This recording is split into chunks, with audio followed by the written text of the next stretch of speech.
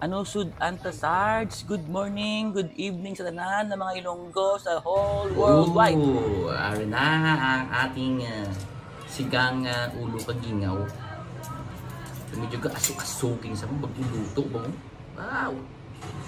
Nami ini kay ulo, Miss Rimis. Tapos may wala ko siya tama kaslom. No? Sakto-sakto lang ang pagsigang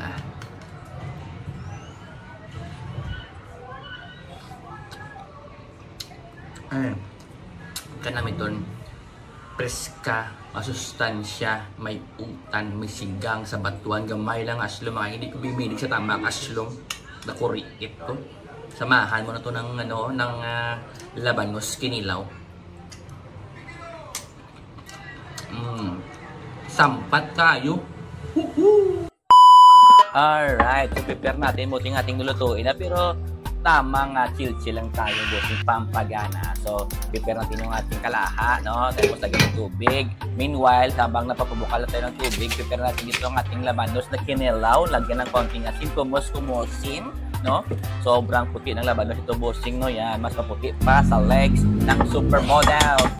Alright, so inilagay natin dito bossing yung kamatis, sibuyas, and then kumusin, naging nasa saktong kumus daw yung masarap na kinilaw na labanos bossing. Nalagyan ng konting asin, ang vinegar, saka konting white sugar to neutralize and balance the sourness no ng ating kinilaw.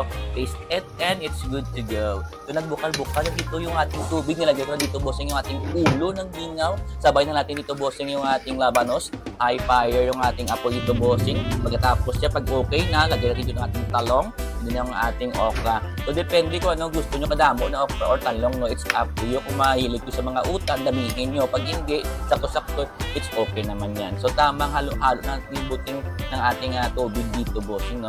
Para ma-spread out yung lasa ng utan. Konting asin natin bossing.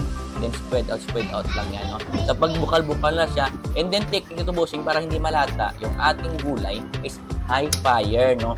Kasi gusto ko kasi pag-serve ng ating lutuin mo ito bossing, green na green pa yung ating kulay or colorful yung ating kulay, no? Hindi yung nalata lang, okay? Tamang timpla lang tayo ng asin dito sa kabetsin.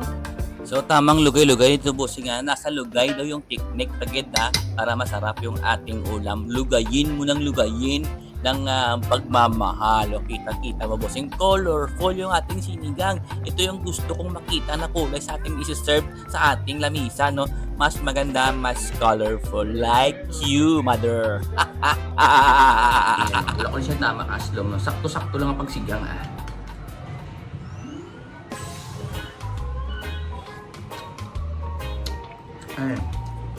Kanamiton preska, masustansya, may utan, may sigang sa batuan, gamay lang aslom, mga hindi ko bimilig sa tama aslom na kurikit to. Samahan mo na to ng labanos kinilaw.